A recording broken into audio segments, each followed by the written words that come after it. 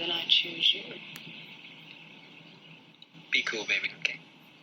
Hey, bitch, come here. Got your motherfucking man, come here. Mr. Pretty Tony, I mean, you know the rules of the game. I mean, your bitch just chose me. Now, we can settle this like you got some class, so we can get into some gangster shit. Fuck being on some chill shit. We go 0 to 100, nigga, real quick. Yo, what's up? It's at KMGZ on Twitter. Thanks for asking KellzPodcast, episode 355. I'm back. I'm actually very excited to do this one, guys. This is going to be great. I'm going to give my usual disclaimer. I don't know how long this is going to be, but I'm telling y'all it's going to be intense. I don't have a lot of topics, but the topics that I do have are doozies. So, let's get started. So first I want to start with, and it's going to be some, I'm telling y'all right now, it's going to be some unpopular opinions on here. It's going to be some, hit dog. Some of y'all going to get hit with these opinions. Again, y'all, if y'all listen to here, y'all know what it is. I'm just telling y'all, I always got to speak my mind. I give my opinion, and if you don't like it, don't listen. But I'm telling y'all right now, it's some of y'all might get a little hurt feelings on this one, but it needs to be said. So let's start. Katt Williams at his live Netflix special last night. It was not. Let me preface to say this, because a lot of people I saw on the TL, this is not funny. I'm like, I'm going to be real with y'all. A lot of these comedy specials that I've seen lately, they're not funny. They're not Eddie Murphy type. You just from getting to end and laughing. The last one I could think of that was like that was a Katt Williams special. Actually, it was the Every Day I'm Hustling. I don't even know when that was. 07, 08, that joint. But most of them, it's like you watch them, you get it, you chuckle here and there. And I felt like Katt's was the same thing. Like, it wasn't overly funny. But the thing is, I think that Katt lately, and it could just be me stretching, I don't know, because the last one I didn't enjoy at all. I feel like he could have kept that one. I feel like Katt lately is not really he don't seem to be writing the jokey jokes to really. I think he be trying to come out there and make his points in a funny way, kind of similar to what he did on Shannon, where it's Katt. It's like, it's not necessarily the jokey jokes that make him funny, it's his delivery. And so last night, I feel like he hit his stride later. Towards the end, he had a couple quotables that I loved. Did I laugh all the way through? No, but I did chuckle a few times. I give it like about it wasn't his best, but it wasn't his worst. I give him about a 6, 7 out of 10. I just, maybe not a 6. I give it a 7 out of 10. I liked, a couple of the jokes. I thought when he said that every race on the face of the earth has been a slave, but white people write that completely out. They don't let you know that they've been slaves. And he was like, the reason they don't do that is because they were the worst slaves of any slaves ever. He was like, you ain't making no money with no white slaves. It's like, there is no manager, Rebecca. This is slavery. Like, go do your work. Like, that part was funny. He talking about how black women got us out of slavery, which is absolutely true. The thing about Katt Williams that I've always said, he's my favorite comedian, and I feel like the people who hit back against him, I don't really get the complaints, because it's like, none of these dudes are like super serious. None of these dudes like are that conscious. Like, they all make up shit, they all stretching stories, but when Katt Williams do it, we got to take everything he says so literally. Like the nigga clearly stretches the truth. He does everything everybody else does. So why that's used to like hit down the other things he says, that doesn't really make sense to me, because y'all boys Dave Chappelle was like the worst for that. Like, that motherfucker is such a walking contradiction. So, I don't understand why Katt gotta be, but I do think Katt be making some real points, and I think he comes from a real place. I saw people last night complaining about, why is he making trans jokes? Look, the complaint was never that you can't make trans jokes, gay jokes, black jokes, dick jokes, whatever. That's not the complaint. That was not the pushback. The pushback was like, yo, these jokes you're making are offensive to us. You trying to step on, you trying to shit on us, and we not going for that no more. That's what it was. And it got turned into, oh, they're too sensitive. Like, nah, it's not about being sensitive, nigga. Make a joke. We could be joked, but your shit is not funny. We know what you're doing up there. We know that you're not joking. We know that you're really trying to shit on people, and you think we too stupid to know it, and because your dumbass crowd is too stupid to know it. Your audience don't pick up on it either, but we pick up on it, nigga, because we the butt of it, and we been the butt of it, and we know it when we hear it. That was the complaint. So if you saying, oh, he can't make trans jokes, I don't agree with that. I actually thought the trans jokes he made last night, they weren't super funny, but I didn't find them to be offensive. Basically, what he was saying was like, yo, it was in his stage of the show where he was saying you could be anything you want to be. He was like, you could be a motherfucking influencer in America now, even though you don't influence a motherfucking thing. And we know that's true. We know that's true. And then he was saying, hey, if you want to be a female basketball player, you could, as a trans person, you could do it. And then he was like, I thought it was funny. He was like, the girls be complaining like, yo, the trans girls be fouling hard as fuck to keep playing. Like, I thought it was funny. I didn't think it was punching down on nobody. I didn't think it was dehumanizing or shitting on nobody. I just think it was an observation like, hey, yo, we got trans women in sports now, and that's, you could be anything you want. And I didn't have no problem with it. If you saying that you just can't be joked as a trans person, I don't agree with that at all. I just think that, if you're going to joke people, you have to make it like Katt said. You have to, if you making a joke and people are telling you, hey, we don't want to be called these slurs, or hey, we don't want to be talked about in that way, that's offensive to us, and that's going to break down your whole comedy career, then you're not really a comedian. You got to be able to deal with that. That's what he said. So I don't really see him coming up on stage and telling the same jokes, how that's a contradiction. I'm not seeing that. The man never said that you can't joke. The man said was, don't keep coming back. Don't keep making jokes that are shitting on people and offensive to people, and that's what they're doing. That's what you're doing. That's the intent behind what you're doing. And when they say something about it, you want to make it about them being too sensitive and can't nobody say anything anymore. That's what he said. He said you gotta adjust your comedy, you gotta adjust your jokes. So I don't see a contradiction in that at all. And I don't understand what everybody, oh, he said he read 300 books. Okay, that's a clear exaggeration. Like, clearly, like, people do that when they tell stories. Like, you're gonna use that because he said that to discount everything else he said. Like, that's your grandma saying she had to walk, your grandpa, we had to work 50 miles through school in the snow up to here. You're gonna use that to discount anything else he tells you in that story because he exaggerated that part? Like, that doesn't make much sense to me. I think that Katt makes really good points, and I think that, he also goes off on tangents and shit, like, just like everybody else. Like, I don't understand how he's the only one where, because everything he say might not be 100% fact checkable, that means everything he's saying is bullshit. That's just my opinion. I thought it was all right, though. It was kind of mid, I ain't gonna lie. I had a few chuckles, but it wasn't that great. Look, he's still my favorite, but I can admit when some shit ain't mid because I'm not a fucking stan. Next, I want to talk about, man, if y'all have been listening to this, y'all know that I have been a ride or die. I have been the biggest fucking marketer, advertiser, influencer, whatever you want to call it, for the WNBA going way back, because I love the sport. I think women's basketball is a higher quality sport than the men's game. I honestly do. I think it's very exciting. I think it's getting better.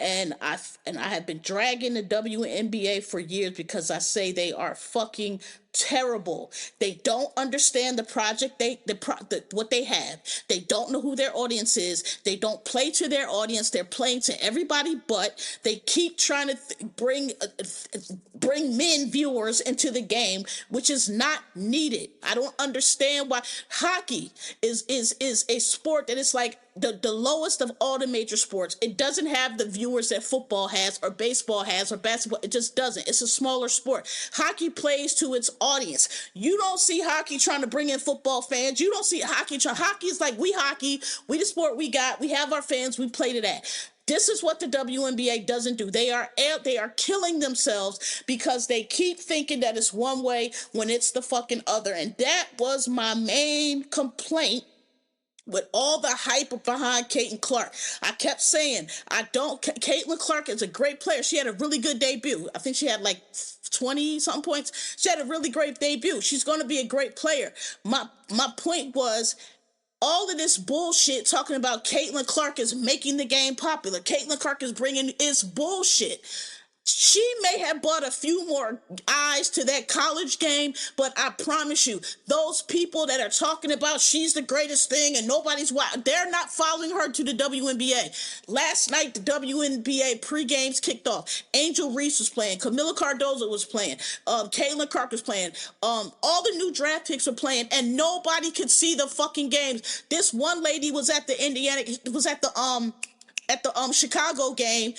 She had a live stream going to show it because the game couldn't be showed anymore. There was like 100,000 people on that live stream. I think they said it got up to 400,000 people. So that's 400,000 people watching a game through a live stream because you done did all this hype and all this play and Caitlin Clark, this, that, and the other. But the main problem, you still don't have a way for people to watch the games.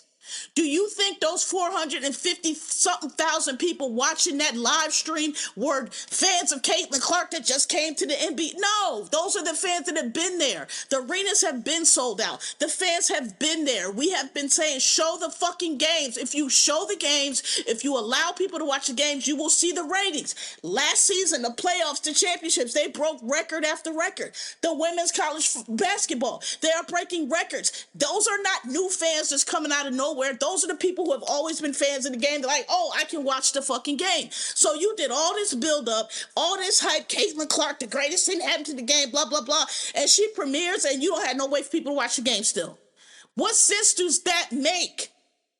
What sense to that? Dawn Staley told y'all this game is being held back intentionally because they don't want to play. First of all, they need a new commissioner. That commissioner, she thinks she's running some kind of high school cheerleading squad. I don't know. She got to go because to not be prepared out of all the hype, you see how many people watch the draft. You saw how many people watch championship. You saw how many odds have been coming in, and you didn't think, oh, maybe somebody would want to watch the preseason. You don't have no way for them to go to the app. Come on, man. Put the shit on TV. And the reason why I know that it's got nothing to do with Caitlin Clark is because the Olympics, it's the same thing. The U.S. women's basketball team has been winning the gold medal for as long as I can remember. No, every year, every Olympics, they take it. They are the best team in the world. And you got to dig and scrape to find those games. They only show like the medal game and barely that. You never see their games. Track and field, the same thing. If you want to see Sha'Carri running or whoever running, you got to dig. It's on the app, it's on the stream. The sports that people want to see, you gotta dig to find.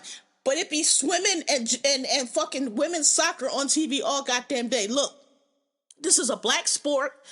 This is the whole country is watching women's basketball. The whole country is it's Latinos. It's all breasts. They trying to do the shit they did with Iowa. This white team, this Middle America Brandon. That's not it. That is not who is watching this game. You are not going to bring straight men in who, if they want to say that the game is more without Caitlin Clark and they're not fans of women's basketball, period. They just want to be in the conversation. They just want to be a part. No disrespect to Caitlin Clark. She's a great player, but the league been full of great players for centuries. And it's going to be great players after. It's a good game. It's a quality game. People are starting to recognize it because the games are actually on TV. And they can fucking watch. And they can see, oh, these girls are balling. But you got to show the games. All this bullshit y'all doing, if y'all just show the games, the viewers are there. They doing everything but all this dumb shit. All this bullshit got Caitlin Clark face all over everything. I get it, but babe, she's not the ambassador for the game. She's not bringing no new viewers to WNBA. She's not. The same people that always been here, always been watching are still here. 453,000 people trying to watch a game on a goddamn stream because they can't see it anywhere else. That's fucking embarrassing. That's fucking embarrassing. What are y'all doing? You want to grow the game so bad, but all you got to show the fucking games. Show the fucking games. That's all you got to do. People want to see Angel Reese, baby. People want to see Cardoso. South Carolina is the most favored team in the nation. It's not Iowa. It's not Caitlin Clark. No disrespect. It's not. It's not. So, like, this is what is so frustrating. I promise you on this Olympics, I hope they prove me wrong, but I promise you in this Summer Olympics, it's gonna be the same shit. They're gonna be showing swimming. They're gonna be showing women's soccer. They're gonna be showing all this, no disrespect, white sports. Meanwhile, women's basketball and women's track and field, where all the stars on, where everybody's, you ain't gonna be able to find that. You're gonna have to watch it on this app or that app. The last Olympics was terrible. Couldn't find shit. Like, where is this? Where is that? Yo, when I was a kid, and some of y'all maybe I'm misremembering, y'all can let me know, but when I was a kid, I remember the Olympics used to be on all day long. They would show the shit live all day long. I know, because I was a kid, used to be home for summer, used to be, we used to be home. And they would show the sports of the Olympics all day. They would switch from this event to that event to that event all day live, so you can see what happened. And then at prime time, they would show like the highlights. So like whatever happened that day, and you could watch it again. They don't do that anymore. Did I imagine that? Because like I turn the Olympics on now, and you don't see anything. Like we used to, like, people joke, I'll watch any Olympic sport. We be watching the fucking rowing. We be, the shooting bows and arrows, whatever it is, we'll watch it because it's interesting, Olympics, and they would show it. Now it's like you can't see any of that. I remember the last Olympics, I'm like, dog, we do not need every fucking relay of swimming. We do not need to see every fucking match. Y'all can wait till the quarterfinal to show that. That shit would be on TV. I don't want to see that. Like, we get it. They swim. We don't need to see that. We don't need to see every match. Meanwhile, we can't see no track and field. We can't see Shikari and no qualify. We can't see nothing. None of that. They only show you the final on the fight. Like, that's bullshit. And I promise you this, I bet you they do this. I bet with all this hype behind women's basketball, with all the excitement, with all the players, I guarantee you they don't show them fucking games on TV. I guarantee you still gonna have to dig on whatever fucking, what is it on, in NBC, whatever NBC stream, obscure stream, to find some shit at 3 o'clock in the morning. I promise you. It makes no sense. Y'all making this shit harder than it has to be. Show the fucking games. That's all you gotta do. The fans will watch. Stop worrying about, y'all like the fucking Democrats, worrying about the people that ain't never gonna watch and come on your side to the detriment of fans who've been supporting this league all the time. Like, come on. It's so frustrating. That commission, she's terrible. Like, dog, that is such a fucking bag flop. You saw all the people that watched the draft. You saw all the people that watched the national championship, and you saw all the people excited about the new player. You talking about the new players coming in, gonna light the league up, and you can't watch the games. And I know it's preseason, but again, like I said, they don't know who their audience is, because I guess they didn't think that nobody wanted to see the preseason games, because, well, nobody in the NBA watches preseason. This ain't the NBA. It's a totally different league. Your players are, yes, they want to see the preseason. They want to see how Caitlyn and them going to play. They want to see it. Yes. Should have been able to watch the games. It's stupid. I saw it because I got the $7.99 WNBA League Pass through YouTube TV. And if y'all can get that, It's great. It's all the games, and it's $8. Easy way to show support for the league. I got to watch it. I saw all the games. But, like, that shit should have been on TV, bro. Like, it's just so stupid. It's so dumb. Like, y'all, and it's constant, it's nonstop, and it's frustrating because the league is trying to bust open, and when it busts open, then the women gonna be able to. I mean, they might not be able to make to multi-million dollars that the men do. They will at some point, but it's like it'll bust open, and it'll be a whole thing, and it's like y'all just keep standing in the way of it. Y'all keep standing in the way of it. The audience is there. The interest is there. Just show the fucking games and move. That's all you got to fucking do. It's so frustrating. Call me. I got ideas, because y'all know what the fuck y'all doing. All right. So, I'm saving Drake and Kendrick for last. For last of these topics, I want to talk about the Columbia protest real quick. And this is where I said that, a lot of people, and some of y'all gonna be my friends, and I'm sorry, y'all might get y'all feelings hurt a little bit, but like, if you listen to this long enough, hold on, sorry. Gotta get my water. I'm drinking my smoothie shake while I'm doing this, and it's like drying me up a little bit, so gotta break it up with water, bear with me. All right, so this if you listen to this, you know I have spoke ad nausea on the Middle East and all of that. But here's what I will say about the Colombia protests. First of all, this whole situation is very frustrating because I feel like a lot of people are really falling for the banana in the tailpipe over and over again. I understand that Gaza is a terrible situation. I understand that I understand it more than anything because I've actually been over there in that country and I've done that work and I see what's going on. And I'm not calling myself no expert or nothing, but I am far more informed and knowledgeable about the situation than any of you because of the work that I have done prior. So many people are trying to oversimplify this shit and have no idea what's going on, have no idea the factors in play, are not paying attention to the whole board, just worried about their little hand and just loud and wrong. Okay, I repeatedly will not, and I continue to not, because I'm not no fool, express my opinion on this issue, but I will say that I will say that I'm not going to say shit. It's a complicated issue. There's a reason that people have not been able to settle this problem in 1,000 years because it's a complicated issue. It's not as simple as you think. It's not good side, bad side. There are some definite bad actors that you can identify, and a lot of people say Netanyahu might be a bad actor. Hamas is bad actors too. Like, Hamas is a terrorist organization, make no mistake. What is going on in Israel, though, is not necessarily what you think it is, okay? The reason that Hamas has fired on Israel is because they are backed by the same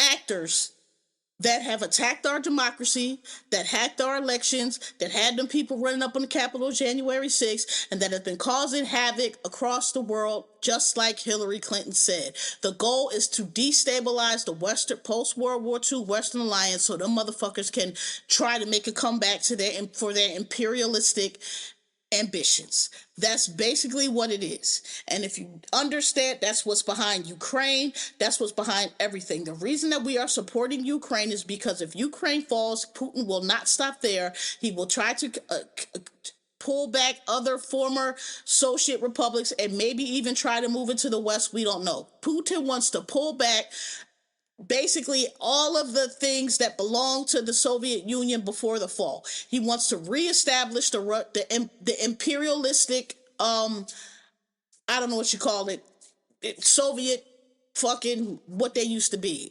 I don't know what the words escape me now. That's what he wants to do. And all of this is designed because y'all, like, the Soviet Union really fell by accident. If you really know what history, the Berlin Wall, which led to the fall and everything else, it was a miscommunication. The wall was not supposed to come down. It was a miscommunication. The shit came down. People start and it went from there. It was an accident.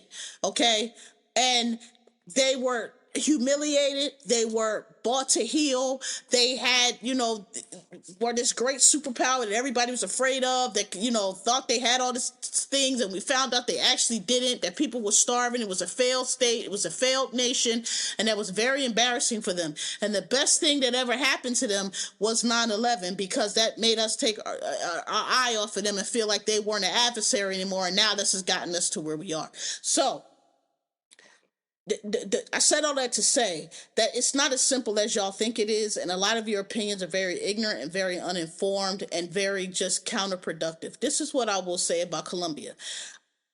I have no problem with students protesting, none at all. I think Eric Adams is a clown. I think the NYPD is a clown. I think Columbia's president and Columbia University is a clown, and I think that they are going. I'll put it like this. If I'm a parent, a rich or not even rich, just a white parent, whatever parent, thinking about sending my kid to Columbia and paying tuition to go to Columbia, and I saw the way and that's supposed to be this prestigious Ivy League school, and I saw the way they let them police run up in that building, I'm not sending my kid there. I'm not sending my kid there. Now, this is what I will say. A lot of people, first of all, again, I think Eric Adams is an idiot. I think I'm gonna go ahead and say it. I think he's an idiot, and I think all his leadership, all them black, they're a bunch of dumb niggers.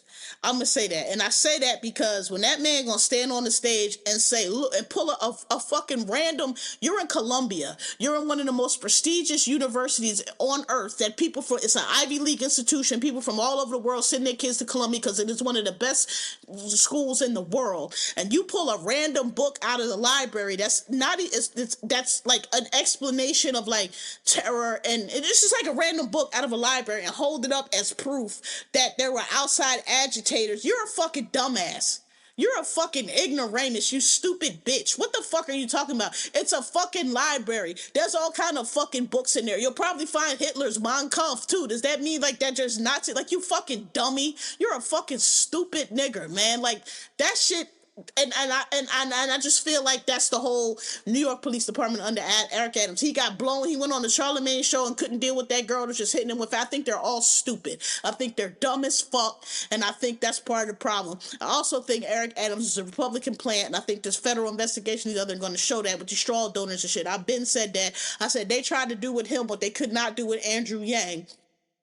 And they were able to do it to him, and I blame that ranked voting because I didn't like that shit, and I think that's a scam, and I still don't really understand how it works. Like, nigga, what do you mean? The person that didn't get the most votes, I don't understand that. I want to vote for one person, and the people that get the person that get those most votes, that's the mayor. I don't like that ranked shit. It's a bunch of bullshit. I think it's a scam.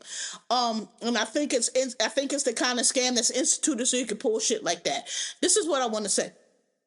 I don't have no problem with student protest. I mean, duh. College campuses, that's what they're for. But I will say, this is what I think happened. This outside agitator shit, which is language we've heard from the civil rights movement, which is people are saying it's bullshit. I think it's bullshit, but I don't. I think that this has happened before with Occupy Wall Street. It starts out pure. It starts out with people that's like really, for the topic, and then you start attracting all kind of ne'er-do-wells and this person and that and this org and that org, trying to basically take advantage of the situation. It also happened at Black Lives Matter. We saw all of a sudden it was a peaceful demonstration. All of a sudden people start tearing up property, and people were like, wait a minute, who is this dude? He's not with nobody. It was always like, we saw the white, it was always like a random white dude or somebody tearing shit up, and it's like, yo, these are COINTELPRO operations from like the 60s and 70s, but you got to know history to know that, which a lot of people don't. But anyway, I do believe that there were now, I have my theory on who sent them. I have a couple theories. I actually wouldn't even be surprised if NYPD sent some randoms in there just to have a pretense to go up in there. But I do think that there were kids up in there in that siege that were not Columbia students, that were not there for legitimate protests. And I say that because if anybody, I went to Cornell, anybody who went to college anywhere, you know that even if you protesting as a student, and I went to Cornell where like one of the first, they have you might not know this, but they have like a real history of like a protest up there. But just anybody ever been in college, seen any protest ever, even if it's about like, let's leave the dining hall open an hour later, you know what I mean? Like any kind of protest. Students who go to the school and pay tuition at the school don't typically be tearing the school up and breaking windows and running through. Like, they don't typically do that at their school. It's the school I go to. Well, I'm not going to tear it up. You know what I'm saying? Like, that's typical. So when I saw that they had barricaded themselves in and started tearing shit, and I do believe they were tearing shit up. Like, I don't believe that was made up, because like I said, that happens every time, especially in New York. And so I think that's what they've used the term outside agitators. That's what they're talking about. But again, they're so stupid and so dumb that they don't understand when you use that word what people are going to think it means. Now, they said that when they arrested the kids that they arrested, like half of them were not students. I believe that. I do believe that, because like I said, most of the kids in those encampments and stuff like that, they're protesting, they're sitting out, they peaceful, like regular. I just don't see them tearing up the campus. When that starts happening, that's usually people that are not part of the community coming in doing their own shit, wreaking havoc and shit like that, right? That's the first thing. The second thing is the way I'm not saying they didn't need to get those people out of the building. I think they actually did, especially if they starting to tear up property. They do need to extricate them students, but the way they ran up in there was just completely unnecessary. And again, he's a moron. His department is a moron. These are fucking college kids. You rolling through the city with battle rams and riot gear like you about to fucking run up, like should have been a response to January 6th. And I'm telling y'all what it is. Same thing I told y'all because it's all about overtime. These motherfuckers want to spend all this money on fucking that's why they rolled out. You didn't need them 50 these are college kids. You need 50 goddamn cops. What you should have did, what would have been real easy to do is, okay, we suspect or we know that there are certain people on this campus that are not really students. They're not really legit. They're there to cause problems because, again, there are paid agitators. And I keep telling y'all this shit is going all over the country. These people showing up to protest people. Those are paid MAGA people. That's why they always have them nice signs. Where you get these nice pre-printed corporate trademark Trump signs from. You know what I mean? But all they would have had to do is Columbia. Anybody knows or you don't know, Columbia is in Harlem. It's in New York. It's Upper Manhattan. It's Harlem. It's an open campus. There are some areas that are, locked off. And, you probably need ID to get into the buildings but the actual campus, you can walk through Columbia. It's an open campus. And it's in Harlem. So it's all kind of people walking through there. So all they would have had to do was get some people to dress up like students. It wouldn't have been hard because there's all kind of students in Columbia and just mingle about and figure out, okay, who here is causing problems? Who here is telling these people to do this violent shit? And that could have been a real easy extraction. You could have went in there with a few at a time and got them people out and left them other kids alone. You didn't need to spray them professors. You didn't need to do all that shit. Them people have a right to protest.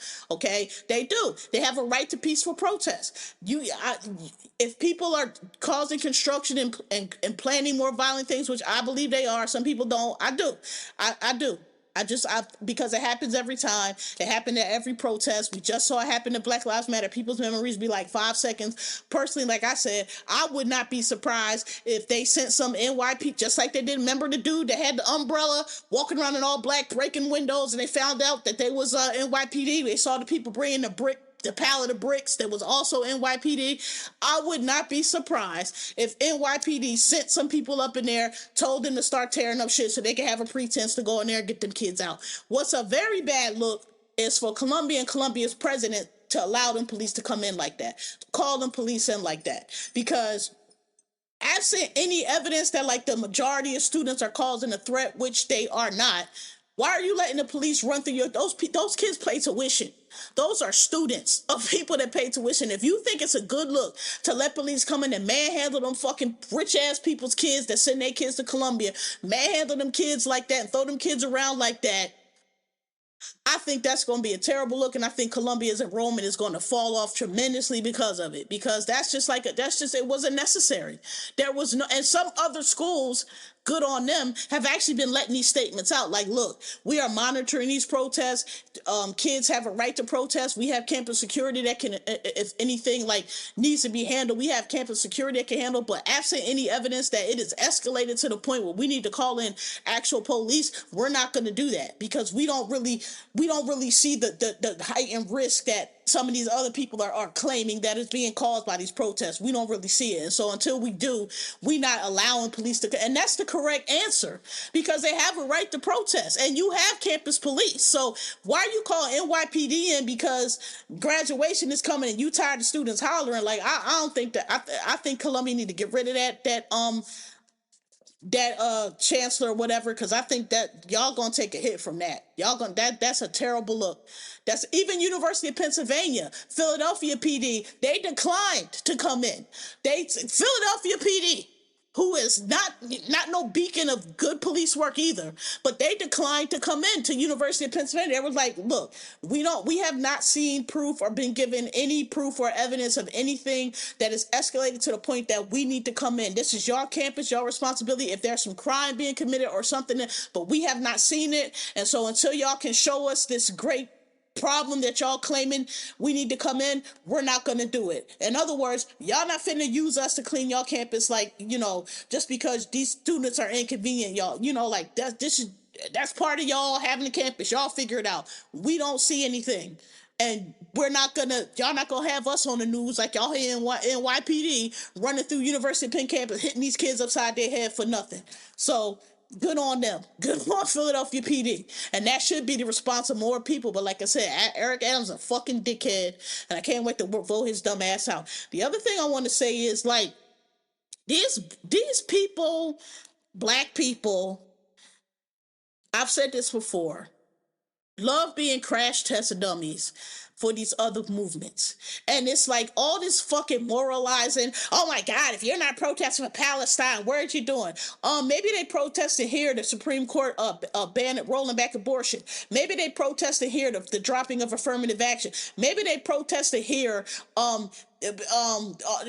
people rolling back environmental concerns. Maybe they protesting the gazillion things that are affecting us as Americans right here. Maybe we want our, we worried that they about to strike down marriage rights next. Maybe we worried about, the DEI efforts getting all over the country. Maybe people are protesting that shit that affects them, shit that they have control over, not some foreign fucking war across the world that's been raging for thousands of years that we have no control of. We can't do nothing. You want people to call for a ceasefire. Okay, we call for a ceasefire. If they don't stop firing, then what? Are y'all running down to the recruiter's office to sign up to go over there and fight? Because I don't see y'all doing that. So, I mean, I don't know what it is y'all want people to do. All of this he called for a ceasefire. If they don't want to stop firing, that's Joe Biden is not the president of Israel and Gaza. He's not. He's the president of the U.S. He can't tell them people what to do. He can suggest, but they ain't gotta listen. Well, why are we sending them weapons? We're sending them weapons because, like I told y'all earlier, the same people that are pressing to bring down our democracy, that tried to overturn our duly elected president on January 6th, that is poisoning dissidents and reporters all over the world, that is fucking sending disinformation through TikTok and other shit, are the same people that are behind Hamas attacking Israel. So it's not so much that we are on Israel's side, it's that we are on our own side and we're protecting our own interests. And it is in our interest that those forces be defeated. Just so happens that in doing that, we have to support Israel. But that's the way it is. That's the way the world is. That's the way the Middle East is. Okay, there have been calls lately saying, look, y'all doing too much now, y'all going too far. But again, we don't have any control over them. There's nothing we can do. The international court can arrest them for like violation of human rights, which they might do. But y'all acting like Joe Biden controls this war and he don't. Y'all acting like he's not supposed to send them money, and that's because y'all don't understand the stakes here. Ukraine must not fall. Because if Ukraine falls, everything else falls, and we are in a situation that none of us have ever been in. And like I said, all y'all that got this big mouth and this big, y'all just international political experts, none of y'all gonna sign up to go fight this World War III that's about to break out, though. It's other kids that gotta go do that. So respectfully, shut the fuck up. Because y'all don't know what y'all talking about. And y'all got all these pro-Palestine. Hey, the Army is always recruiting. The Marine Corps is always recruiting. The Navy is always recruiting. If y'all feel that strong about it, y'all got all this mouth about we not supposed to do this and we let them. What you think going to happen if Hamas is allowed to overrun Israel? What you think going to happen if Russia is allowed to overrun Ukraine? Oh, they just going to stop? Why are we good now? Like, come on. So unless y'all signing up to go fight the World War III, I need y'all to just be the fuck quiet and let the people whose lifelong careers it is to deal with that issue, deal with it. And just trust that they know a little bit better than you do at administrative assistant Joanne, okay? Just trust. And it ain't about trusting government, trusting it. Listen, I promise you, you do not have the answer, Paul. You don't have to answer, Kylie. You don't have to answer, Jasmine. You don't have the answer, okay? You don't know shit about shit in that region. I promise you, you don't, okay? And that's the first thing I learned when I touched down there. Yeah, all this lecture hall shit, all this college shit, all this sound shit sound good. It sound great. But when you get down over there, you figure out that shit is a motherfucking clusterfuck of a quagmire. And these motherfuckers not even really fighting about what you think they fighting about. And it's no solution that you offer them that'll work because they are just bent on vengeance. You hit me, I'm hitting you. I'm not backing down, you not backing down. You bullshit, I'm bullshit. You a barbarian, I'm a barbarian. It's y'all have no I cannot explain the level of fuckery that is the Middle East. The lack of logic in the relations and politics and shit that is over there. I cannot, there's no equivalent that I could ever think of in the United States that could explain to you the level of just refusing to budge on any fucking thing. Anything. Any of y'all got a relative or know somebody that just will not admit they are wrong or could be mistaken or did the wrong thing, just don't, for anything, no matter how small, no matter how petty, no matter how much there would be no shame in admitting, just will not admit. Imagine a region full of people like that. And once you realize that, how could you not care about that very easily? I could divorce myself for that shit very easily because I am making no difference here. Same as the person before me, the person before me, the person before me, all the way back to Jesus and Moses. Not making a fucking difference at all. Because one party thinks that the Lord is on their side and the other party thinks that the Lord is on their side. And so all you can do is back your interests, try to mediate a little bit. Hey, bro, okay, fired enough missiles over there. It's enough. That's the most you can do. And protect your interests. And, 9/11 was extreme. That's the first time that we have ever been attacked on U.S. soil. And you see the havoc that was wreaked because of it. 9/11s will be happening every day if them motherfuckers are allowed to have their way over there. Okay, so whether you like Israel or not, think about Israel as like the bully on the block. You don't really like this motherfucker, okay? He bully everybody on the block. You don't really like him. You wish somebody would punch him in his fucking face. But the other side is also scared of him, so he keeps them at bay. That's just what it is. And it's deeper than you think. It's more involved than you think. It's not just about Hamas and Israel. Hamas does not launch an attack like that against a country that we know can smash them to rubble because for no reason. They are being backed by the same forces that are destroying us, and they don't care. Here's the kicker. They don't care about the Palestinian people any more than the Jewish people do, because I'm gonna tell you what they do. They do stuff like that, and they hide in schools. They hide in mosques. They hide in where women and children are. And if you think they don't, I'm here to tell you they do, because I've seen them do it. They do that because they know that the U.S. or Israel or whoever is going to fire on those places, and then they can use that as propaganda. Oh, these are innocent women and children here. There are innocent women and children here, and you put them in danger because they did the same thing in Vietnam. That is what they do. And if you don't believe it, I'm just telling you wrong. They do it. Because if they did it, then we would fire where they are. You think we want to play this cat and mouse game and not getting these motherfuckers? If they had this big military complex that we could blow up, we would blow the shit up. But that's not where they know that. So that's not where they are.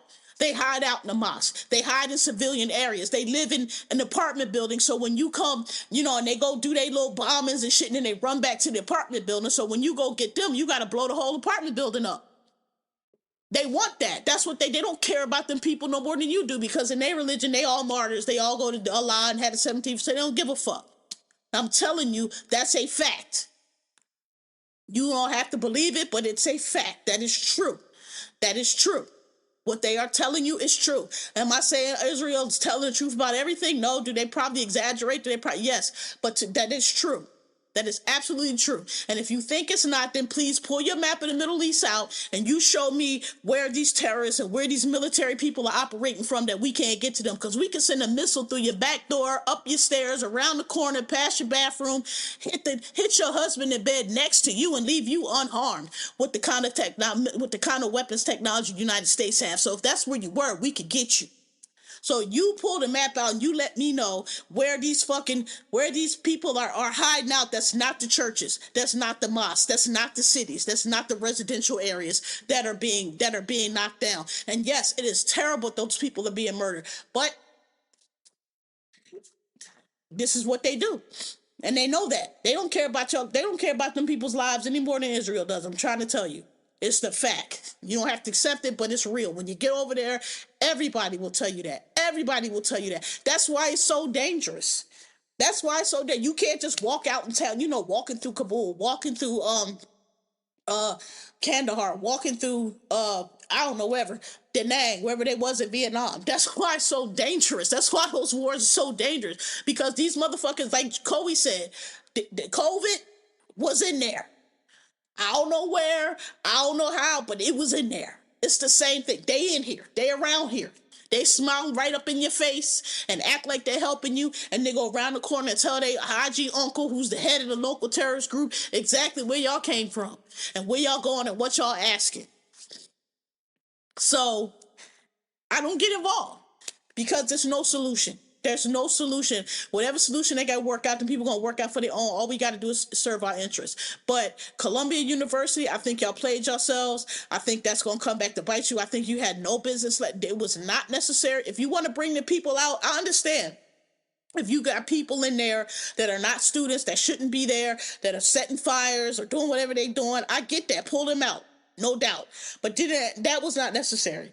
That was a big show of force for no reason other than to have a show of force, and so these fucking cops can have overtime. The same reason you got 12 cops in every fucking subway stop, and every time I step off the subway, them motherfuckers is all standing around in a gaggle looking at their fucking phones. Motherfucking right on the end of the platform get robbed and beat, stabbed in his chest, and you gotta chase these, you gotta chase these motherfuckers down and do their goddamn jobs. There's 12 of them on the fucking platform. And all the fucking crime be in the goddamn trains. So people gotta, like that guy that was shooting. You gotta huddle down till you get to the next stop, and then you gotta try to, like, get off the train and get the cops' attention. Y'all should be paying a fucking attention. When the car pulls in, pay a fucking attention. People be signaling. Y'all, I told you that fight, I had to step off the train. Yo, hello? There's a fight. Hello? For them to fucking come pull the dude off the fucking train. 8 of them. That shit is all about goddamn overtime. That's all it is. Show of force. Let's go play with our toys. Let's roll out and look like tough guys because your fucking mayor is a fucking idiot. And I can't wait to vote him out. All right. So here's what you came for. And this what I'm gonna say is gonna be like, so let's just jump to it. Drake and Kendrick been in the bar. Drake fucked around and dropped the song talking about him and Kendrick, and J. Cole was in top 3. Kendrick took much offense and was like, y'all bitches cannot sit with me. I don't roll with y'all niggas like that. And then it started a battle. So Kendrick dropped Euphoria. I'm just gonna talk about Kendrick because, well, no, I'll do it in order. So, Kendrick dropped Euphoria, which, to me, of all the, and apparently there's another one dropping today, of all the disses that he has dropped, that is the one. Because Euphoria, really, if I keep listening to it over and over, it's masterful. And I keep telling people, the part of Euphoria that really matters is the part with the Teddy Pendergrass, because that's where he sums Drake up in a very tight package. He dissects that motherfucker, tells you everything the issue is with him that all these other diss records are meant to address in a very smooth, very succinct package. And basically what he's saying is, you fake. You're a culture, but you only dibble dabble in this culture when you need to. You're a white boy, you move like a white boy, you biracial, you disrespecting black women, you don't know who you are, you don't have no sense of identity, and basically that's what he's saying. Then he goes on from there to just demonstrate why, like he said, y'all niggas not in my league. Like, he just basically showing off on him with the raps at that point, right?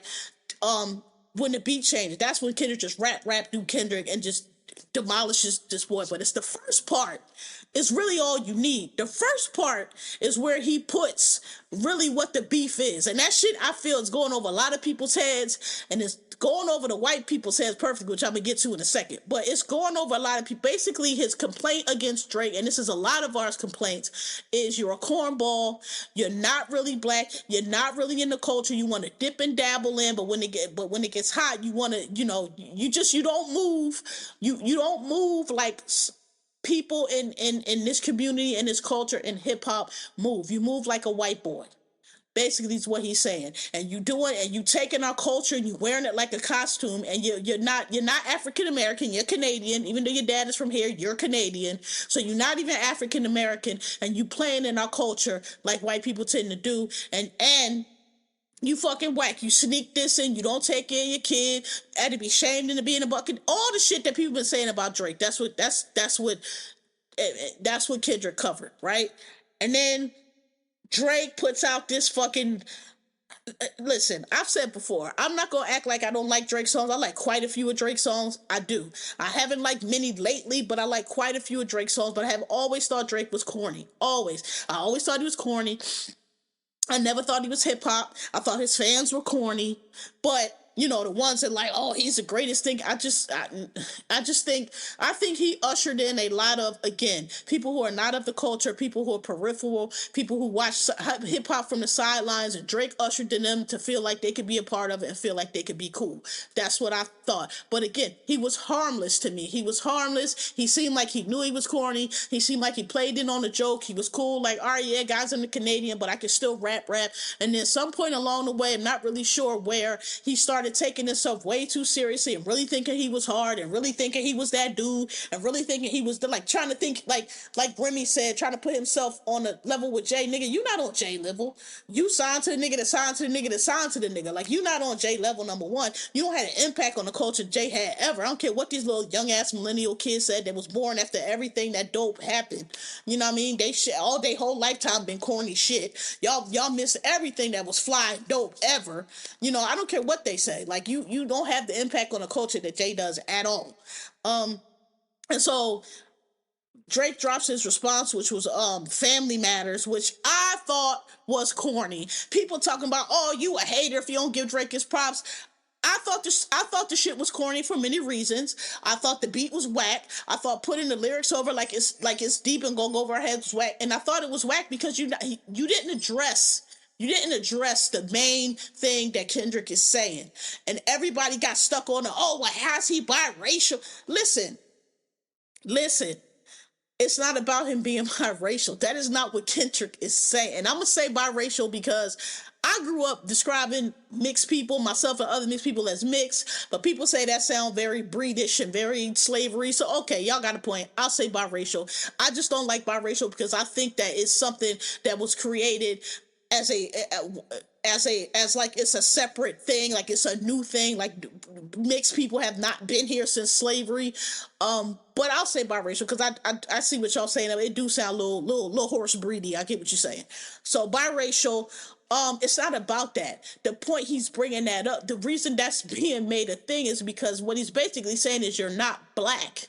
You're biracial, which means historically that black people will allow you in because we have always allowed biracial people in, but you in here, but you acting very white boyish.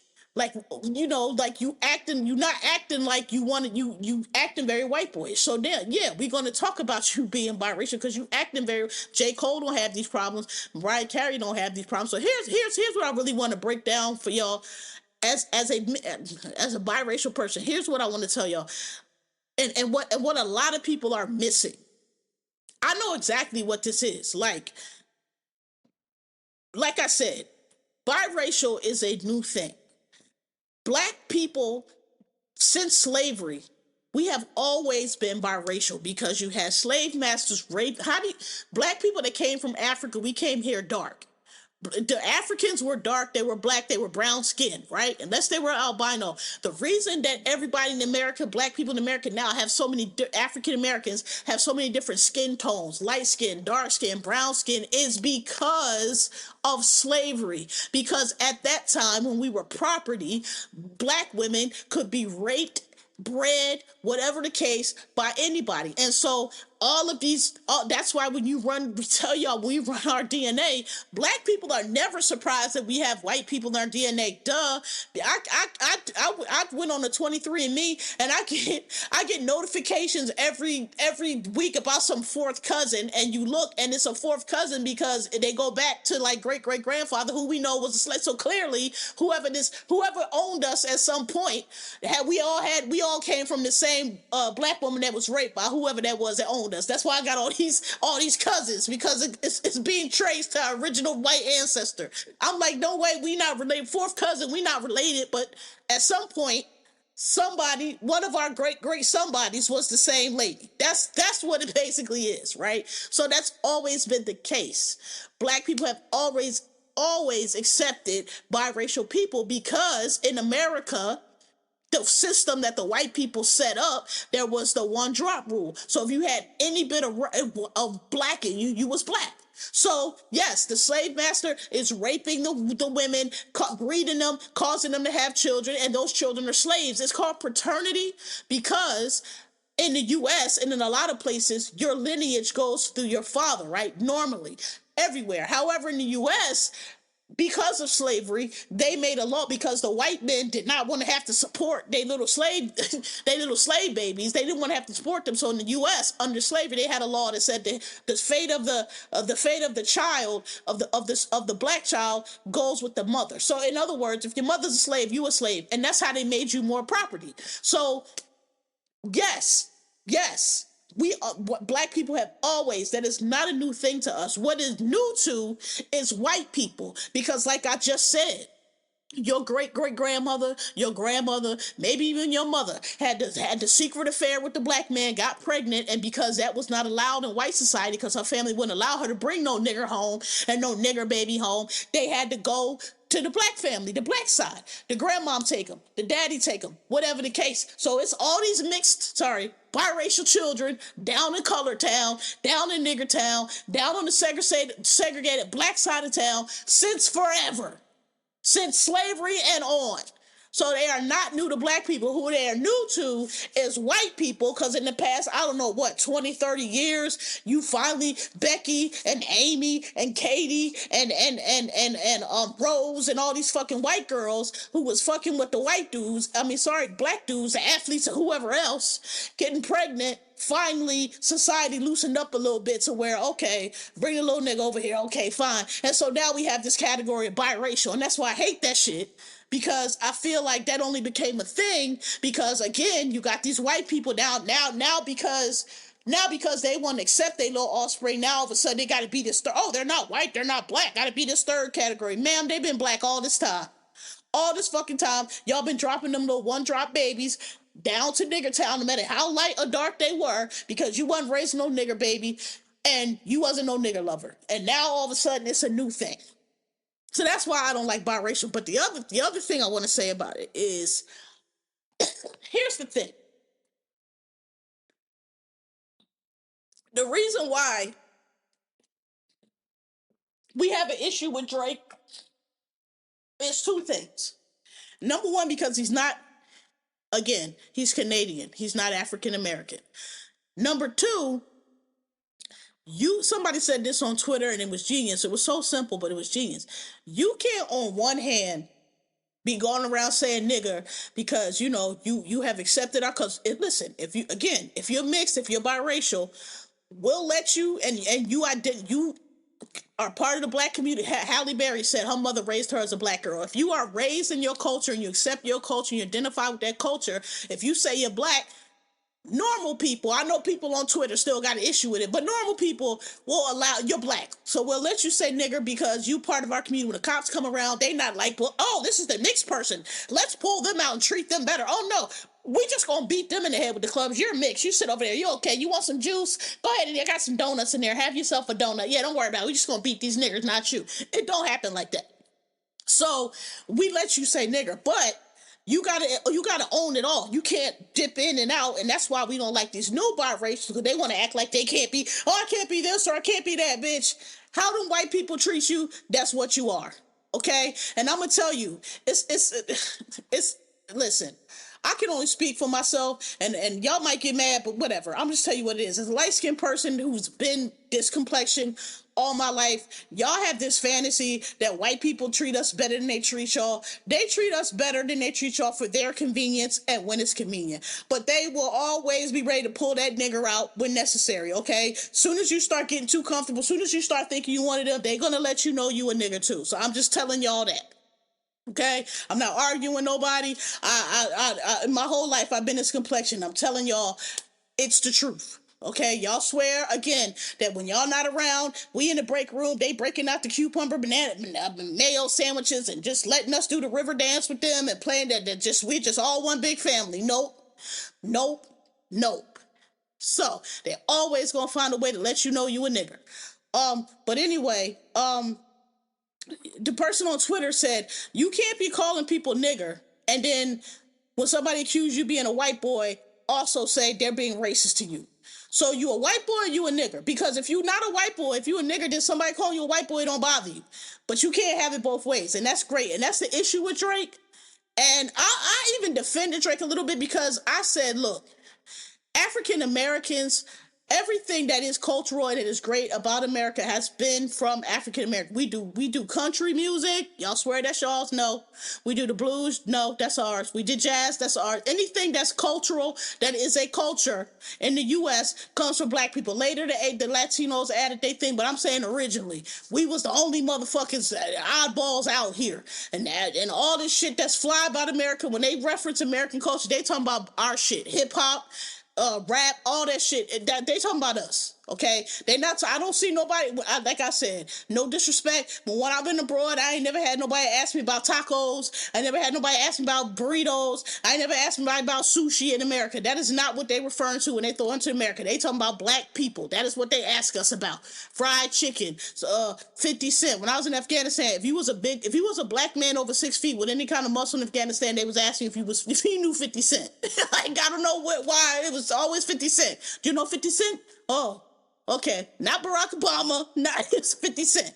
So, you talking about black culture. And so I would defend Drake. I used to because I'm like, well, I know that, because they said, oh, he stole West Indian culture. I'm like, well, I know in Toronto, most of the black people in Toronto, they are West Indian. So it's not crazy that he would have that. It's just like if you live in New York City, if you live near the Dominicans, you gonna speak Spanish. You might not speak Spanish, but you know Spanish, you know that culture. You're gonna be embedded in that culture. So if you making bachata or whatever music, I'm not gonna call you a culture vulture because you grew up in that Dominican thing. So I said that for West Indian, but then like again, you not West Indian, no Drake. You know what I'm saying? Your mom is white, your dad is African American. So like really what it's given the fabulous, the talented Mr. Ripley. Like you don't really know what you want to be. And the reason why I know this is because, like I said, as a biracial, I don't like when people say that the annoying biracials are the ones that had the white moms because y'all that is misplaced. It is not the white mom. It is the black father. Again, the word is paternity. Your fate follows your father under the law. So if your father is white, technically you're white. We know that's not how it works in America, but traditionally it's called paternity. Your fate follows your white daddy. If you're black, your fate follows your black daddy. So when you say it's the white mom, it's really not that. And there's a reason that there's a big difference between biracials of my generation and older and these newer biracials. And the reason is this, because if you're my age, Mariah's age, Lenny Kravitz's age, Halle Berry's age, I'm trying to think of other biracials that we may know. Y'all probably can think of some too. If you grew up in that time, you, like I said, you could not live with the white people. You lived with the black people because you would not be accepted. They're gonna call you all kind of nigger lovers. They're gonna be calling your kid all kind of nigger. Listen to Mariah's book and what she went through. Her mom was white, but the difference was we all had fathers or somebody in our life that let us know, hey, you're black. This is your Mariah talks about how her cousins, people used to try to bully her, and her black cousins are the ones that protected her. They made sure. My daddy, crazy Muslim, like your fate follows your father. It is paternity. So if you have a father that is not vigilant about letting you know that you are black, letting you know that this is part of your heritage, letting you know that the reason these people treat you like that is this, and teaching you about yourself and teaching, listen, baby, you're mixed, but this is where you come from. This is your heritage on this side. If you have these black men now that they don't want to be, they let these white women say, oh, we're not going to do race, and we're mixed, and act like that this is some new thing. And this one dude got on Twitter, black dude, talking about, oh my God, they need hairdressers to do mixed hair. Bitch, what are you talking about, mixed hair, dope, stupid bitch? Black people's hair, it's just hair. Black people's hair come in all different sizes and textures. It's white people's hair that come one way. You black motherfucker, you got a black mama, you probably got black sisters, you got black aunties, and you gonna sit here on the internet and act like you just don't know what it take your black daughter to get her hair done. Give me a fucking break. Y'all are weak bitches, and that's why these motherfucking new versions of biracial are the way they are, because you got these fucking black daddies, 9 times out of 10, it's a black father who is a fucking coon they fucking self. Don't teach them shit about their history or their heritage, and want to act like this biracial is this new thing. Nigga, take your fucking son to the barbershop. They know how to cut his fucking hair, you stupid bitch. They know how to cut everybody's hair. They know how to cut white hair, black hair, all kinds of hair. The only people that only know how to cut one kind of hair is fucking white people. Everybody else got every kind of hair in their culture. That's the Dominicans, the African Americans, Puerto Ricans. We go from the lightest of the white, Mark Anthony White, to goddamn darkest of the Celia Cruz dark, and got all kind of hair textures in between. Take your baby to a regular shop. They can do her hair, you stupid bitch. That's the problem. It's not the white mother. It's the black father. Because these black men, they're ashamed of who they are. They think that they're white woman, the white is right, and they doing better, and they some kind of elevated person because they got a white woman, and that their kid is some kind of third species of human being that ain't nobody ever seen before. That's the issue. It's not the white mama. It's not. It's these weak ass black men that have these fucking mixed kids and don't teach them nothing about themselves, and allow them to think that they come some kind of special snowflake that ain't nobody ever seen before. And don't get me wrong, it's okay to understand that you have both heritages. That's not a thing. The problem is nowadays, first of all, people don't know the difference between race, culture, ethnicity. That whoops y'all ass every fucking day. But the problem now is you have these fucking now, like I said, that it's okay to bring your mixed baby to your biracial baby to your white parents. Now the white people acting like this is some new thing. Oh my God, bitch.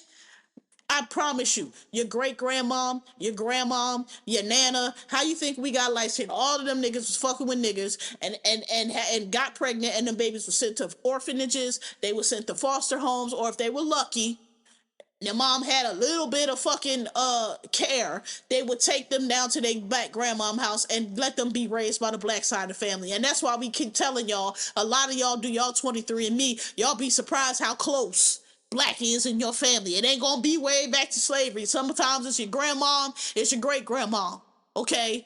A lot of y'all. And we know that because we was on the black side when them babies came over. And when you was messing, girl, stop messing with that white girl, they gonna lynch you. Stop messing with that white girl, they gonna lynch you. Every family got a story. Okay? So it is not that, it's not that rare. Okay? And that's the issue with Drake. And that's why I love with Kendrick, because and so many people are like falling, because Kendrick is basically saying, hey bro, hip-hop, this is our shit. You not a part of our culture because you do things that are not in our culture, and don't be bringing my name up, and stop fucking picking on the women, because I feel like we know Meg threw the first somebody said Meg threw the first brick at Drake wall, and I get it, because that's true, because he was and I know me, that's when I stopped fucking with Drake, when he did that shit with Meg, which is so fucking it was so fucking bitch move. And it was extra bitch move because when you got called on and you tried to act like you wasn't talking about Meg when everybody knows that you were. So you did a little bitch move behind Tory that shot this woman, and then you tried to act like it wasn't because people called on you. You move like a bitch. You move like a white boy, and that's what Kendrick is saying. And he's saying that like you're not in the culture, you're a guest here. And like I've been saying, we need to bring the gatekeepers back because it's too many. We have a lot. Don't get me wrong. White people have always been a part of hip hop from the very beginning. And anybody that tells you they haven't, that's wrong. That's false. They have always been a part of hip hop from the very beginning. However, they have always been guests.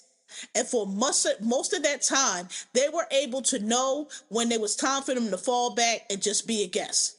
But because you got so many of these black men that want to be white men, and they just don't think that nothing was good enough until the white man gets in it, and and the Bill Maher's and all these fucking DJ Vlads and all these motherfuckers, these stupid niggas go up on these shows, and these dudes are racist as fuck. But they feel like, the reason why, this is my theory, the reason why black people are not further along is because of black men. I'm gonna go ahead and say it because no matter what it is, no matter what we try to do, the white man can always go find a whole bunch of black men that'll stand in the way and take their side because all they want is to feel like they feel like if they do that, if that white man passes them on the back and tells them they're the smart ones, they're the ones that really get it, somehow that power that the white man has that they really, really want will rub off on them. Okay? And so that's who have let, because it wasn't the black women, that's who let these white people move into our culture and get so comfortable, and now they think they sitting at the head of the table. Okay? And it's funny because you have all these white dudes talking about Kendrick's, he's just calling them white, he's just calling them mixed. It doesn't hit. It does hit. And it does hit because what the whole thing is, you're not a part of this culture. You're not of this culture. You're not a part of this culture. Everybody feels this way. We telling you this. We tired of your bullshit. We don't watch you move like a white boy for too long, and we not giving you the benefit of the doubt no more. And so for another white dude that's also outside of the culture to feel like his opinion matter, it's just like, yo, you have no, in the military we have this thing called your opinion don't rate. And what it basically means is you don't have if you're a private, you can't really go up to a general and tell them anything because you don't have the experience, knowledge, combat, nothing to talk to a general. Your opinion does not rate. And that's a thing that we seem to have lost, where everybody thinks their opinion matters. Everybody, and it doesn't. You're a white dude. And again, yes, you have always been in here, but when somebody is taught, when this is an African American conversation right now, this battle is not about him being mixed. That's not what he's focused on. What he's trying to say is you not of us. You're not in our culture. You tiptoeing around our shit. We've been letting this slide because again, we let people in, but you're not moving with respect. You doing white boy shit. So you a white boy. We telling you right now that we not going for this no more. So y'all little white journalists are talking about the mix is messed up. Bitch, shut the fuck up. That's you. Everything you doing, you proving that what Kendrick is saying because it's a battle rap.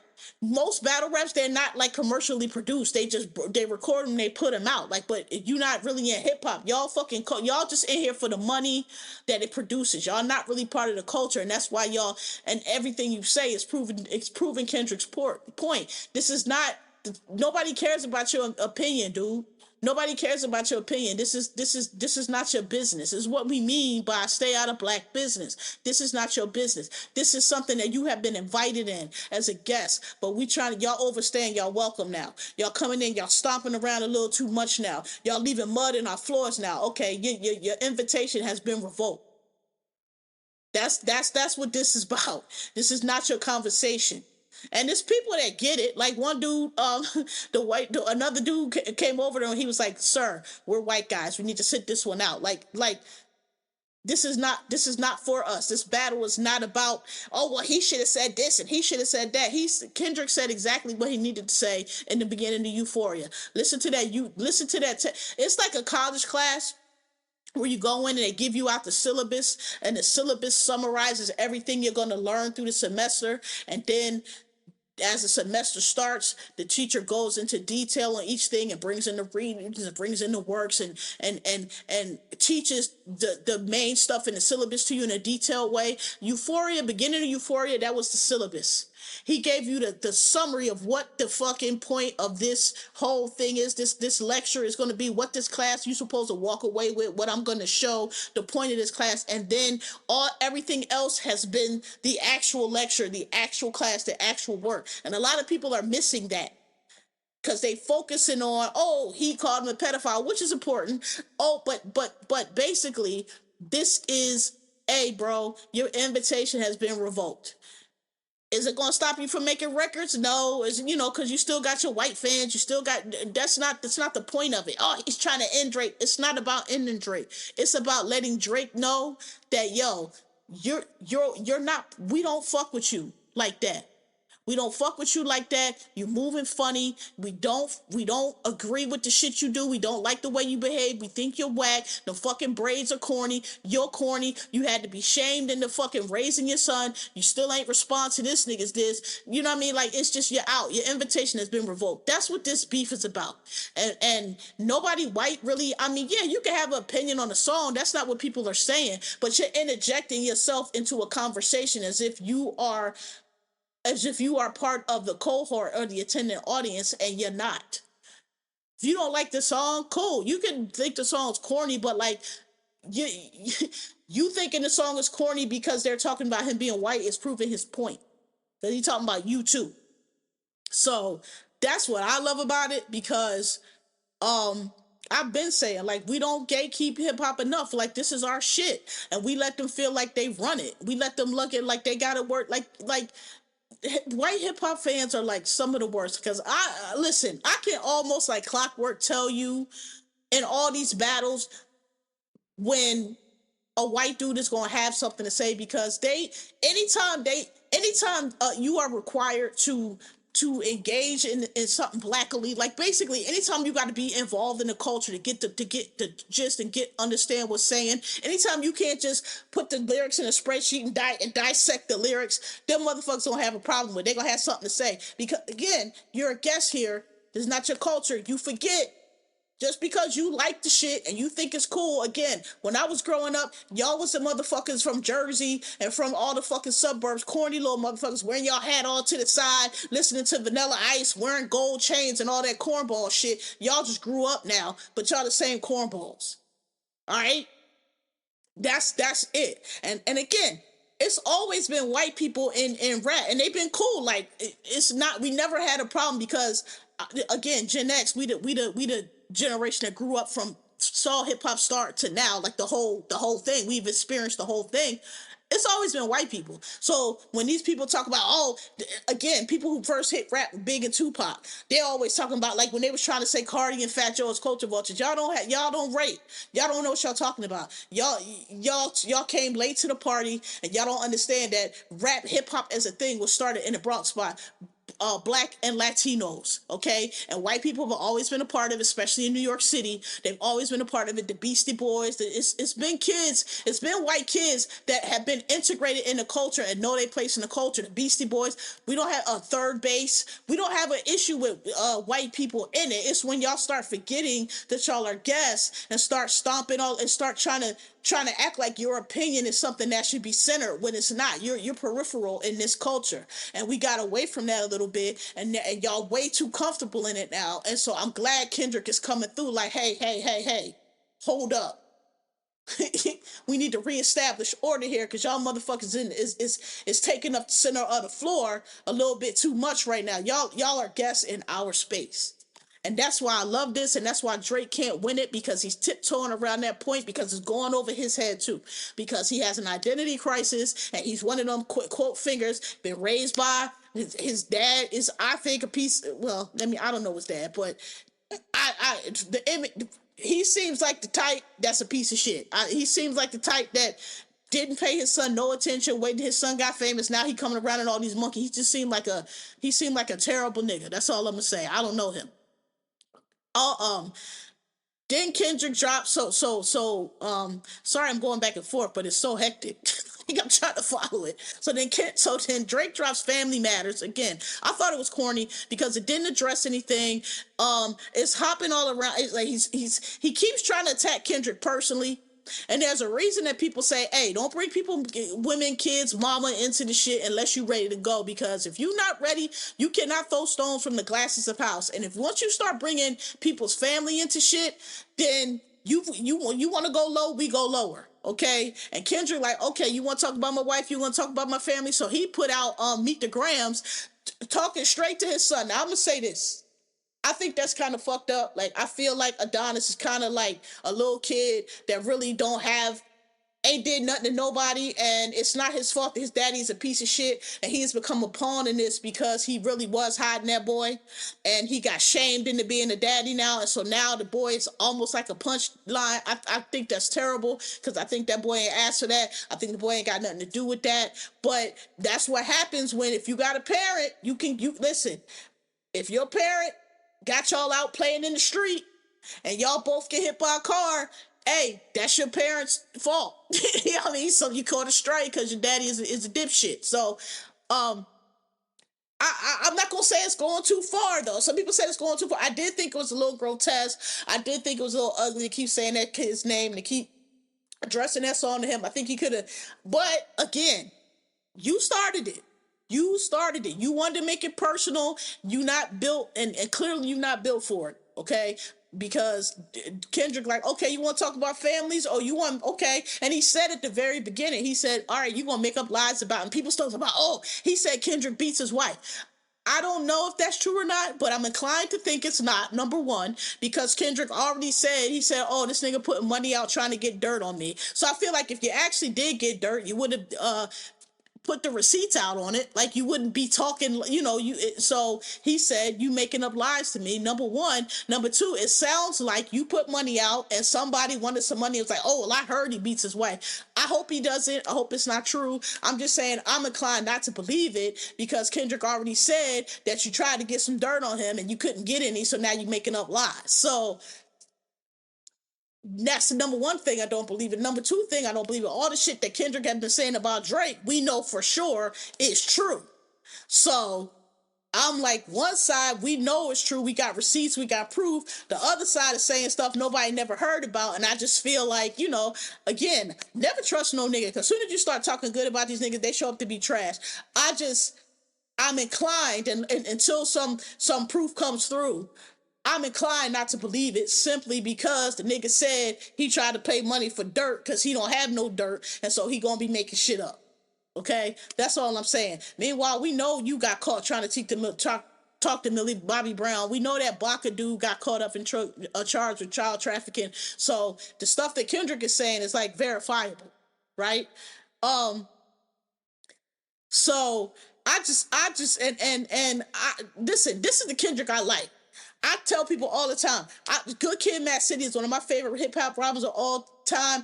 Everything after, I find much of Kendrick's album just unlistenable. I don't want to hear that shit, nigga. I don't want to hear that fucking fake woke black power shit. I feel like Kendrick is so good at battles because that's when he's in his bag, and he's not trying to be super conscious. He's not trying to be super woke rapper. He's not trying to make sure that I'm being super black power. He's just rhyming. He's just saying what he feels, and that's why I feel like his battle rap Kendrick is who I like.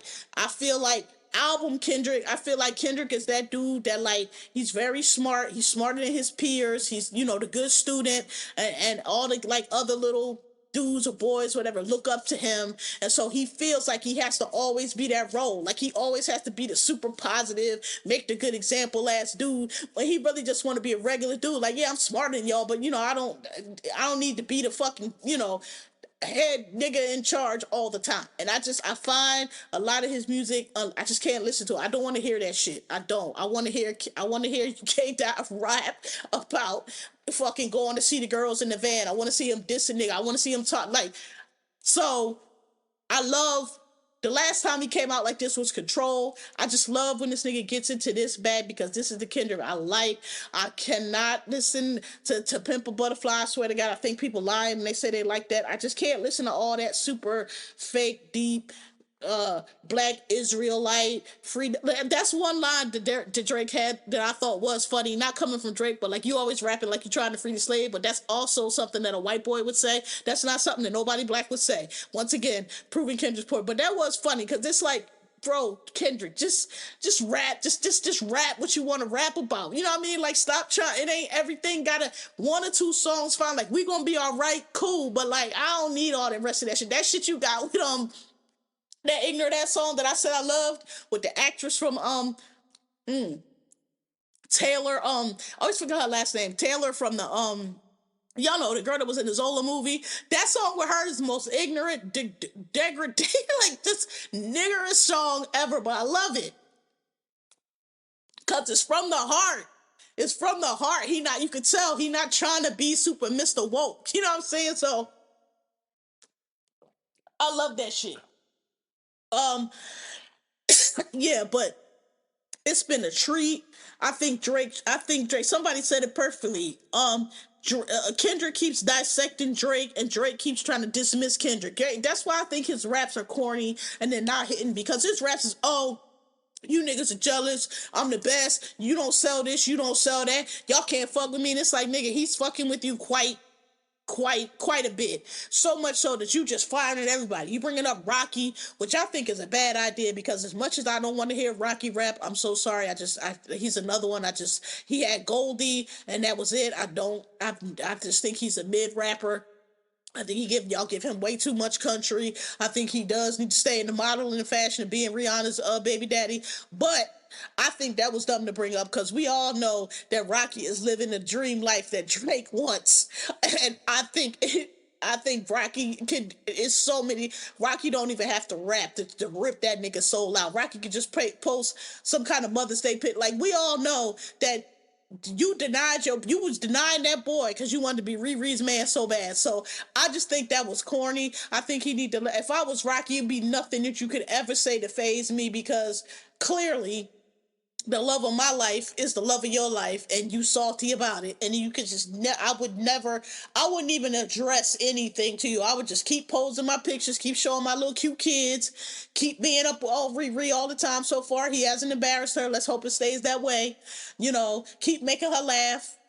And that's all I would do. I would never respond to you. I would just post all day, drive your ass the fuck crazy. I would never ever respond to you.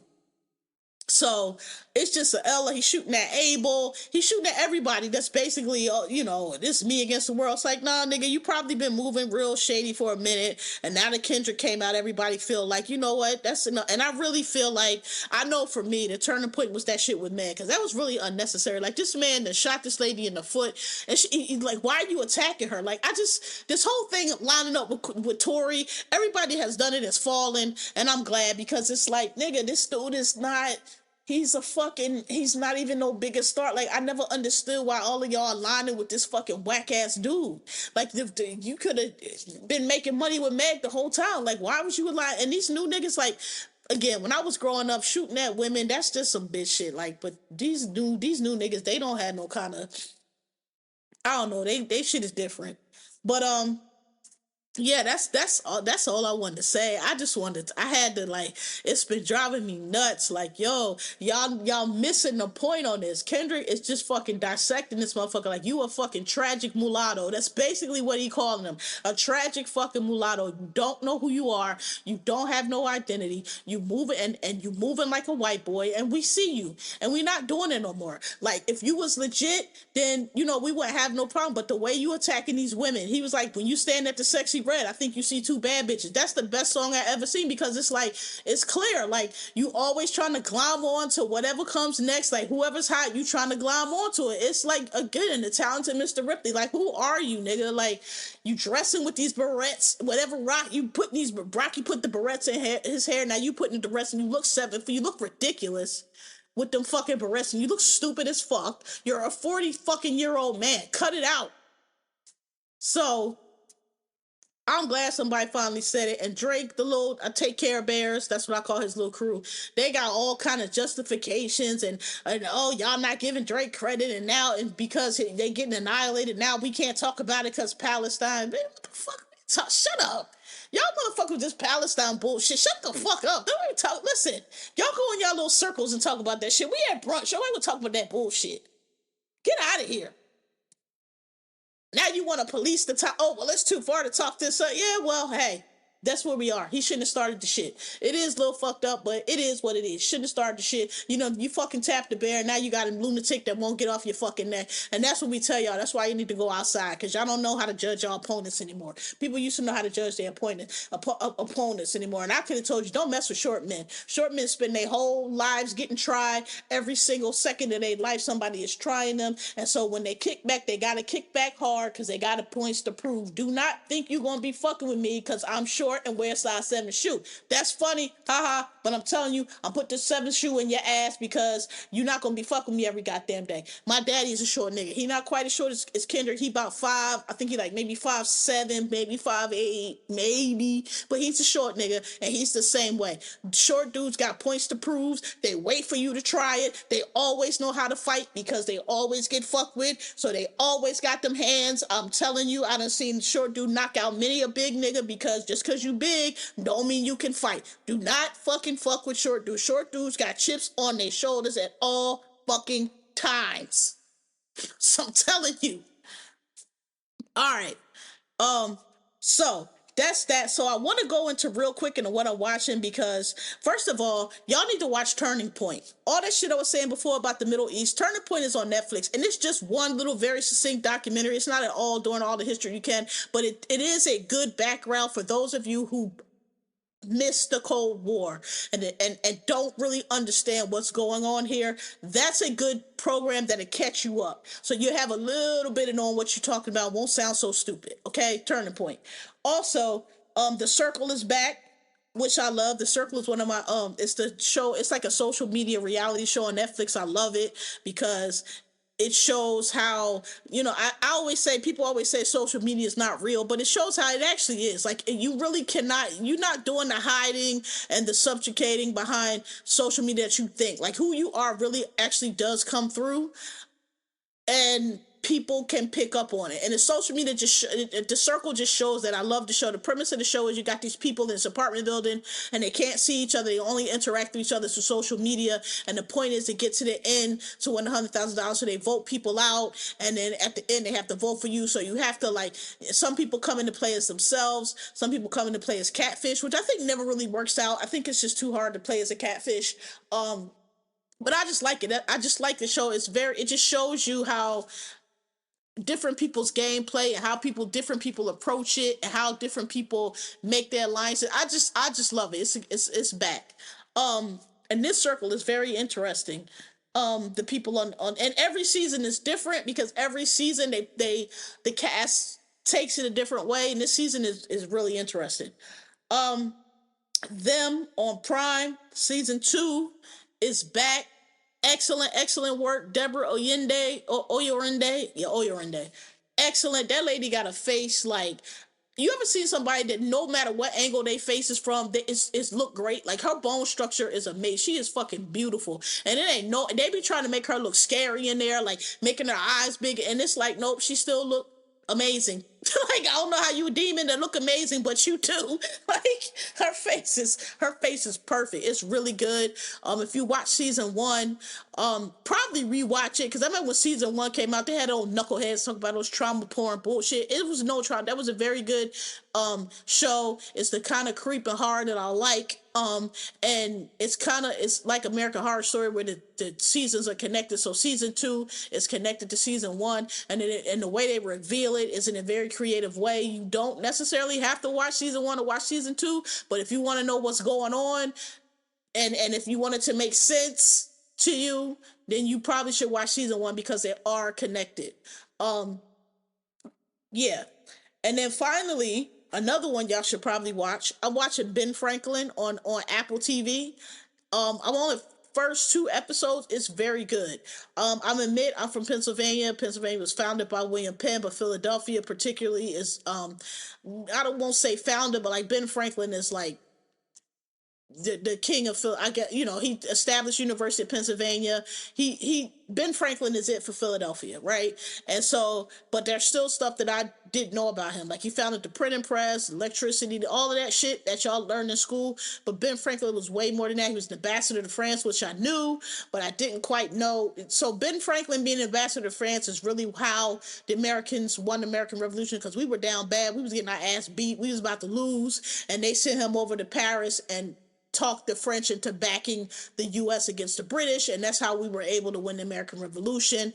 And that is so there's a long France, whether you notice or not, is actually our longest ally and our closest ally. I know people think it's the UK, but it's not. It's actually really France, because when the dollars come down to donuts, they bankrolled the American Revolution, and then when the French Revolution came, they pulled a lot from our revolution, and so France is really our oldest and closest ally. It's not actually the UK, which a lot of people think. Because were it not for France, we would still be a British colony right now. Yeah, so it's really good though. It shows the history of Franklin. It shows it's mainly about though his time in France. So it shows the Marquis de Lafayette. If you know him, he was like a big hero of the American Revolution, and he was also a big hero of the French Revolution. He fought in both wars, and he's like a really big deal. Like he's one of the greatest like generals ever, because he did fight he like was successful in the American Revolution, and then he was successful in the French Revolution, and so like shows him. It's really good. It's a really good historical take. And so if you like that kind of stuff, which I do, I suggest you watch that. All right, so this actually did go very over. I haven't given y'all a long one like this in a while, so I hope y'all appreciate it. Thanks for listening.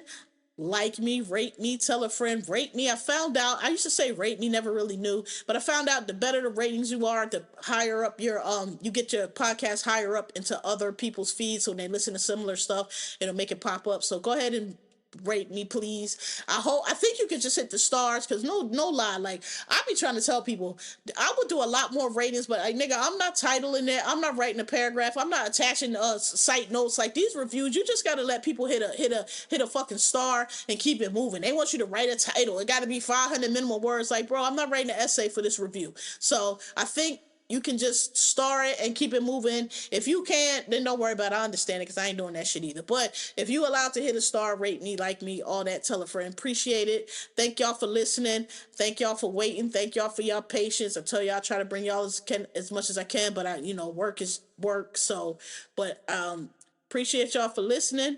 Thanks for coming out. God bless. Good night.